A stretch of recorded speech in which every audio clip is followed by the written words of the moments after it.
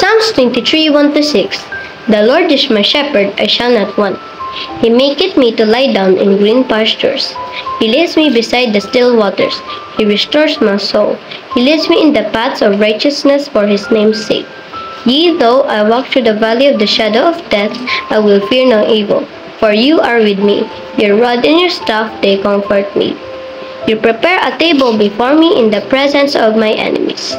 You anoint my head with oil, my cup runs over. Surely goodness and mercy shall follow me all the days of my life, and I will dwell in the house of the Lord forever. Psalms 23:1-6. Ipinapakita ng Psalms 23:1-6 na ang Diyos ay parang pastol na laging nagmamahal at nag-aalaga sa atin. Siya ang nagbibigay ng lahat sa ating pangangailangan: kapayapaan, proteksyon, lakas, at gabay sa bawat hakbang ng ating buhay. Sa piling niya, nakakahanap tayo ng pahinga at katahimikan sa gitna ng pagod at problema. Ipinapanumbalik niya ang ating kaluluwa kapag tayo'y nadudurog o napapagod. At tinuturuan niya tayong lumakad sa tamang landas na puno ng kabutihan at katawiran.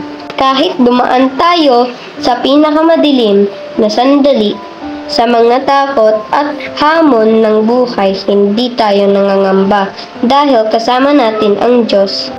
Ang kanyang paggabay at proteksyon ang nagbibigay sa atin ng lakas at kapanatagan.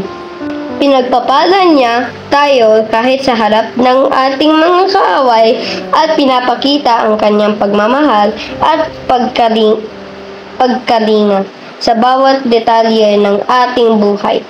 Ang kanyang kabutihan at awa ay patuloy na sumasama at sumusunod sa atin sa lahat ng araw ng ating buhay. Sa huli, ipinapangako ng Diyos na mananatili tayo sa kanyang tahanan at presensya magpakailanman. Isang buhay na puno ng kapayapaan, kaligtasan, at walang hanggang pagmamahal. Sige po, magdasal po tayo. Panginoon, Ikaw ang aming pastol. Gabayan at palakasin ninyo po kami at patuloy na sundin ang inyong kabutihan at awa sa aming buhay. In Jesus' name we pray. Amen. By the way guys, kung gusto nyo po, pwede nyo po ako i-follow. Ito po yung Facebook page ko para po mas marami ma-reach ang Word of God.